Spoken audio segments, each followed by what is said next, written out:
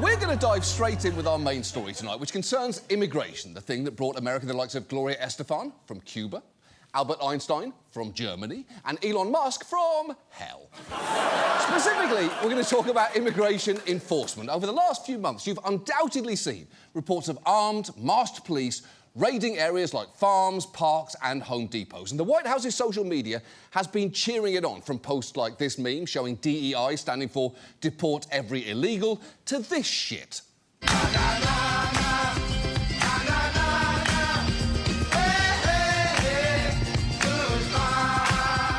Look, we all know this, but sometimes it is worth reiterating. This White House is full of the pettiest little bitches imaginable. And while that video is obviously disgusting, on the plus side, I now know what song I want played at Trump's funeral. I know it will be hard to get in, but you can throw a Bluetooth speaker pretty far. And it's not just the White House. Others have been getting in on this shit posting, with perhaps the most telling example coming from a regional Border Patrol office, which posted this celebration of its agents in Southern California's premier sector.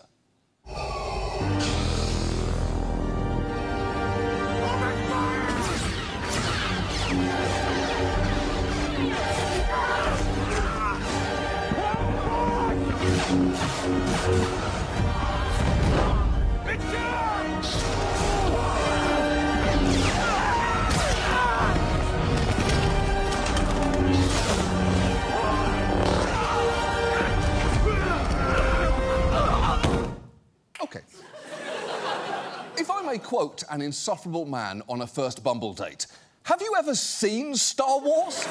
Because that's pretty famously the bad guy.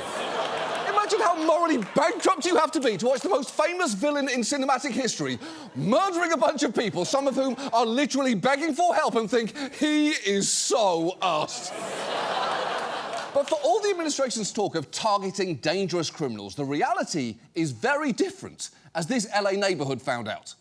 An abandoned cart, the only sign that Enrique, the ice cream man, had been taken into custody. Enrique had been selling ice cream in the area for almost 20 years. He was a part of community events, and neighbors insist not a threat. I just don't understand it. Like, go after a criminal, don't go after the ice cream man. Many can't believe how he was taken, they say, by unidentified men in unmarked SUVs. Doesn't seem legal to me at all. I would think that you'd have to have paperwork and, I mean, it just seems crazy. Yeah, it does. And why the fuck are immigration agents going after ice cream sellers anyway? In that video where brave hero Darth Vader was fighting bad guys like meth, fentanyl, fake news and cocaine, I don't remember one of those labels being guy who sells popsicles. But that woman saying, hey, this doesn't feel legal, raises a question that a lot of people are asking right now. So given that, tonight, let's talk about immigration enforcement and try and answer a few things. What the fuck is happening right now?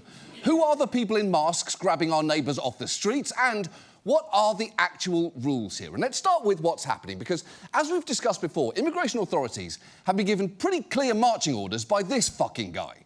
We are looking to set a goal of a minimum of 3,000 arrests for ICE every day. We can't take the risk of letting these Biden illegals roam around freely so that the next American daughter can get raped, the next American kid can get murdered, the next American family can get splintered and torn apart by people that came into this country unchecked, uncontrolled, unvetted, uninvited by the American people. Now, that absolute fire hose of xenophobic bullshit would be hard to hear from anyone, let alone Stephen Miller, who looks like what would happen if Caillou smoked 2 packs a day for 1,000 years. He looks like a Funko Pop of Lex Luthor, except his eyes are somehow more lifeless. Now, that 3,000 arrest a day number is part of the administration's larger goal of deporting 1 million immigrants in 1 year, which, it's worth noting, would be more than double the previous record of 400,000 when Obama was president, which was already very high. But notably, they don't seem to be getting near their target numbers. They're apparently at just over 280,000 deportations. So getting to 1 million in just 6 months seems very unlikely. And they have backed themselves into this corner, because promising to deport 1 million criminal migrants is one thing, but once you're in charge, you then have to find that many of them, which is going to be hard if they don't exist in the numbers that you're claiming, which they don't. It's like promising to apprehend 10,000 Fred Dursts a day. There just aren't that many out there, so either you have to admit that your target number was bullshit in the first place, or you have to drastically widen your definition of what a Fred Durst is until you're eventually arresting any Gen Xer wearing a hat. But instead of conceding their numbers were inflated, the administration's trying to drive up arrests at all costs. Not only has Miller told ICE agents to target Home Depots and 7-Elevens, he's giving them a lot of extra help. ICE has rapidly deputised a record number of local police to function as deportation agents. They pulled in Border Patrol as well as the National Guard, at least 25% of the DEA, up to 80% of the Bureau of Alcohol, Tobaccos and Firearms, and even members of the US Postal Inspection Service. And this cross-agency collaboration is why, at the site of a raid like this one at a nightclub in Colorado, you can see personnel wearing gear with logos for the DEA, FBI, postal inspectors, FBI again, ICE's enforcement and removal operations, and the IRS. And for what it's worth, I can't imagine the postal inspectors love getting thrown onto the 3 a.m. shift, nor can I imagine it's much fun to turn up at the club and end up getting arrested by the Mail. And this mass reallocation of resources means other crimes are going less policed. At the FBI, for instance, agents have been told to scale up immigration enforcement and deprioritise white-collar cases. And even within ICE, their Homeland Security Investigations Unit, which usually focuses on major offences like cybercrime and drug trafficking, has been redeployed onto lower-level immigration cases. One agent there has even complained, no drug cases, no human trafficking, no child exploitation. It's infuriating. And I've got to say, for a guy who pandered so heavily to people convinced paedophile sex offenders and traffickers had infiltrated our government, Trump's sure making the government a lot friendlier to them. Ghislaine Maxwell's in a nicer cell now. Lawrence Taylor's advising on kids' physical fitness. Fuck it. At this point, if he's willing to wear a MAGA hat, I really don't see why Roman Polanski can't come back. Still, officials like Border Czar Tom Homan insist that none of that matters because they're catching a ton of hardened criminals. For those we arrest, 70%, approximately 70% of those we arrest are criminals. Who's the other 30%? The other 30% are national security threats. Most national security threats don't have a criminal history because they try to lay low until it's time for them to do things bad. OK. Speaking things bad aside, Homan is getting a lot wrong there, because under his logic, I guess anyone can be a national security threat, even, for instance, your local ice cream man. Sure, the worst thing he's ever done was maybe give someone one of those SpongeBob popsicles a la Salvador Dali, but don't be fooled. According to this decaying corpse of a baseball umpire, he's probably just lying low till it's time for him to do things bad. But also, Homan's numbers there are nowhere near ICE's own data, because it turns out only around 40% of those arrested by ICE had any criminal convictions, which can include things like traffic infractions, and just 7% were convicted of any sort of violent crime. In fact, as of the end of June, people with only civil immigration violations, no criminal charges or convictions, made up the largest percentage of ICE arrests nationwide. And maybe the clearest sign that this is more about pushing up numbers than catching violent criminals on the run is that one of the key places they're now fishing for arrests is immigration court, when people show up for their hearings. We captured the moment two men went from migrants to detainees. It happened last week at Dallas Immigration Court when nearly a dozen people showed up to have their asylum cases heard. Their cases were dismissed by the judge, and when they walked out of the courtroom, plainclothes federal agents were waiting to take them into custody. ICE is asking immigration judges across the country to dismiss the court cases of certain migrants so the agency can arrest them once their hearings end and place them in a fast-track deportation process known as expedited removal. Outside a Miami courthouse, this migrant in cuffs says in Spanish, "It's a trap." Look, that is all awful, very much including the term expedited removal, which sounds less like a legal process and more like a phrase you'd see with an exclamation point on the packaging for a particularly powerful laxative.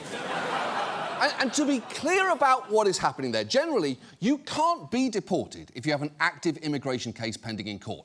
But if your case is dismissed and you've been here for less than 2 years, the government can move to put you through expedited removal, meaning you can be deported without any hearing at all. So, administration attorneys are asking for cases to be dismissed, and immigration judges, all of whom work for the DOJ, have been told to grant those requests. It is the laziest possible way to juice up your numbers because you're targeting people who are going through the system the right way and turning them into people that you can immediately arrest and deport. Trump is also working to end programs that give temporary legal protection to certain immigrants from countries like Afghanistan, Haiti and Venezuela. And by September, it's estimated these changes will cause nearly 1 million people who've been vetted and given permission to live and work here to lose those protections and become at risk for deportation. But obviously the most visible aspect of this surge in enforcement has been those raids that you've seen on TV, a term, by the way, that Tom Homan does not care for. Well, I don't like the term raid because when we go out there, it's a targeted enforcement operation. We know who we're looking for, and we have fugitive operations operational sheets at every arrest. You say, here's who I'm going to go arrest, here's where I think I'm going to find him, here's his immigration history, here's his criminal history. We're not going on the streets looking for people different than us. We're targeted enforcement operations. Oh, that's reassuring. I'm glad that Homer's not just arresting people different from him, because that'd be bad news for anyone who doesn't sound like John C. Reilly being actively drowned. Unfortunately, his claim there that ICE is engaged in strictly targeted enforcement is at odds with internal emails showing immigration officials have been urged to turn the creative knob up to 11 when it comes to enforcement, and that if it involves handcuffs on wrists, it's probably worth pursuing, which in another context would obviously be very hot, but really isn't here. One tactic suggested is interviewing and potentially arresting what are called collaterals, basically people just encountered while looking for someone else. That is something that this local station witnessed firsthand when it did a ride-along with ICE. These ICE agents were looking for an MS-13 gang member, but spotted this man meeting up with a painting crew on his way to a work site. This guy's been eyeballing since he pulled up, so just trying to figure out what's going on with him. He was arrested, also without a prior criminal record, and now sits in a holding facility in New Orleans. Yeah, that is absurd for many reasons, including that eyeballing should never be a pretext for arrest, unless, that is, you're a tarsier, the nocturnal Asian primate that always looks like you just caught it cheating on its wife. There should probably be consequences for eyeballing someone like that. So clearly, enforcement is nowhere near as targeted as this administration likes to claim. But the scary thing is, it doesn't have to be. And it's worth taking a minute to talk about the rules governing these arrests, which are a lot looser than you might think. When ICE sets out to arrest someone, they don't need a criminal arrest warrant, which are issued by judges. They can just do it with an administrative warrant, which can be signed off on by an agency staffer. Those don't entitle ICE to go into someone's home, but they don't have to tell you that. Officers can also just stop and question people on the street, and as Homan will tell you, they don't need much justification for that. They just need the totality of the circumstances, right? They just got through the observation, you know, get articulable facts based on their location, their occupation, their physical appearance, their actions. Agents are trained what they need to detain somebody temporarily and question them. It's not probable cause, it's reasonable suspicion. OK, setting aside that stumbling over the word articulable is objectively very funny, reasonable suspicion is a low bar. I have reasonable suspicion to believe that Tom Homan was doing that interview on about 12 Tylenol PMs, but that is different from me having proof, isn't it? And I should note, the administration is currently fighting a court's ban on them stopping people based solely on their ethnicity, language, occupation or presence at a particular location, and it's unclear if that'll ultimately be allowed. But other things the administration's doing that sure feel like they're breaking the law often aren't. Take the dystopian visuals of agents wearing masks. It turns out no federal law forbids federal law enforcement personnel from wearing masks, so they can do it. But why are they?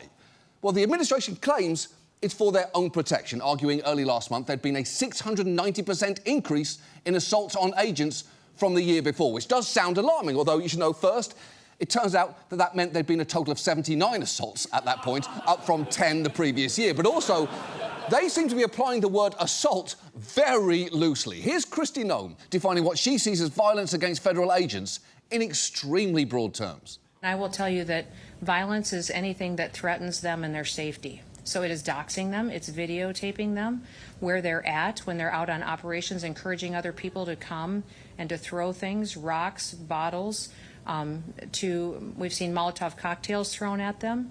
Wow, that is quite an escalation from videotaping to Molotov cocktail.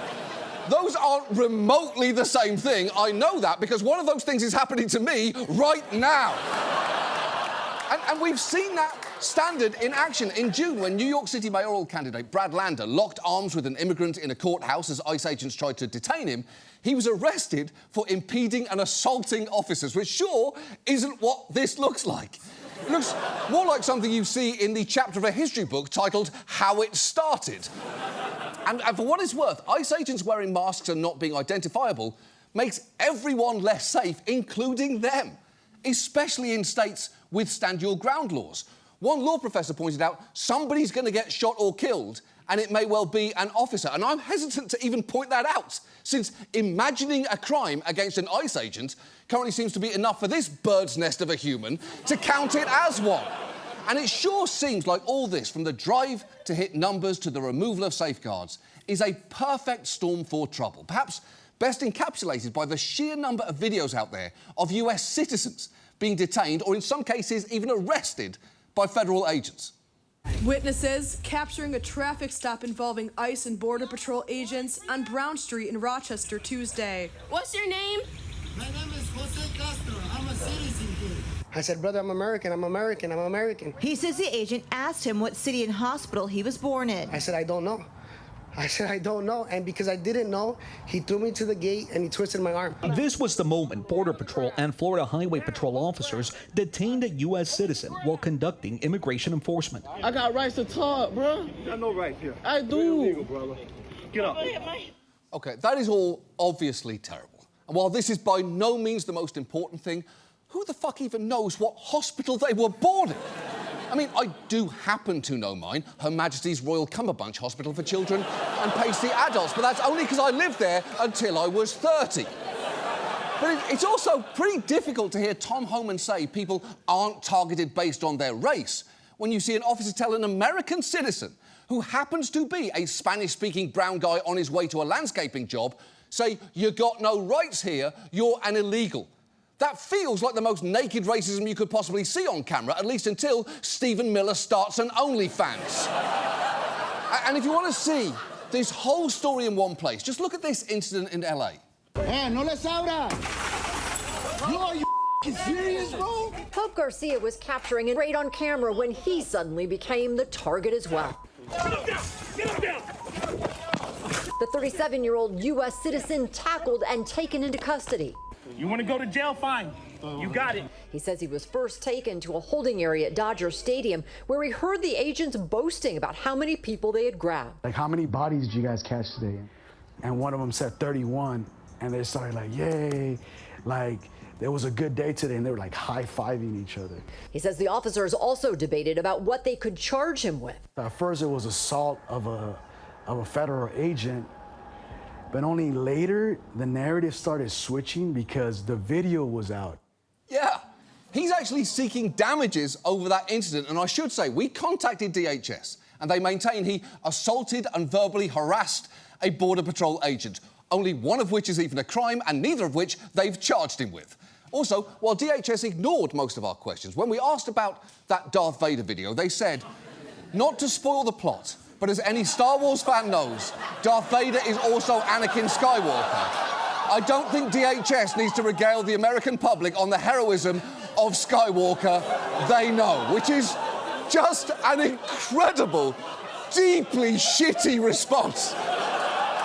I'd honestly love to know their disingenuous takes on other movie villains. Actually, if you think about it, Thanos was the real hero of the Avengers movies because, as any Marvel fan knows, Thanos used to be a baby, and babies aren't evil. And all of this gets even more worrying when you remember that Trump's big, beautiful bill contained a massive surge of funding for immigration enforcement, roughly $170 billion over the next few years, some of which is being set aside to fund the hiring of 10,000 more ICE agents. And for what it's worth, massive, rapid hiring sprees never tend to work out well. As we mentioned before, when Border Patrol surged hiring under Bush, they struggled to hit their numbers and wound up hiring cartel members and an actual serial killer. And it's not a great sign for who ICE is appealing to, that they're currently posting gross recruitment ads like this fake minivan ad tagged, "Think about how many criminal illegal aliens you could fit in this bad boy." And they seem more than a little bit desperate already, as they've removed age limits for hiring agents. And this week they shared this video starring their newest recruit. Hey everybody, Dean Cain here. And for those who don't know, I am a sworn law enforcement officer, as well as being a filmmaker. I felt it was important to join with our first responders to help secure the safety of all Americans, not just talk about it. So I joined up. You know, there's an old saying in Hollywood, if all you can get is Dean Cain, you are fucked. Now, I'm not saying that ICE isn't finding people. I'm just saying, when you are reduced to pinning a badge on the 59-year-old star of The Dog Who Saved Christmas, The Dog Who Saved Christmas Vacation, The Dog Who Saved the Holidays, The Dog Who Saved Halloween, The Dog Who Saved Easter, and The Dog Who Saved Summer, maybe you are in trouble. Although, on the plus side, no need for that guy to wear a mask because the chances of anyone recognise him are fucking zero. So what can we do here? Well, as powerless as this can feel, as individuals, there are still actions you can take. Experts say if you personally witness an ICE arrest and are able to safely record the interaction, you should do so. You've seen what a difference that can make tonight. For more guidance on how to do this and what to do with your recording, go to this address. And if you're approached by an immigration enforcement while out in public, whether or not you're a citizen, attorneys told us the only things you should say to them are, am I free to leave and I want to speak to a lawyer? That's it. You have the right to remain silent. And I recognise that in some cases you may be unable to help yourself from saying, didn't you used to be Superman? I thought you died. I can't believe I'm meeting a filmmaker. But that really is it. For more specific information about your rights, which may be slightly different depending on where you are, you can visit this address. And while I know this is all very bleak, it's worth remembering that supporting immigrants is actually the majority stance in this country. And people witnessing the brutal reality of these raids has had an impact.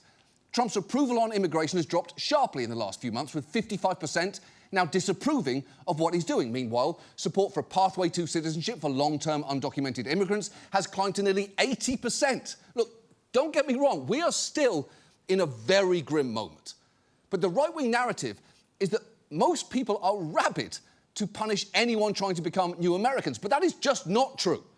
Nor are there bullshit claims about who's being targeted and arrested. And I'm not saying that everything ICE is doing right now is illegal. What I'm saying is a whole bunch of it feels like it really should be. And we need to change that at our earliest opportunity. Because the fact is, despite this administration's claims, the majority of people they are sweeping up are not drug dealers, human traffickers or violent criminals. Instead, they're ice cream vendors, immigrants who show up to court hearings and even US citizens. Although I will give immigration enforcement agencies one thing. The way they seem to view themselves is sadly increasingly spot on, and that is violent, cruel, and hiding behind a fucking mask.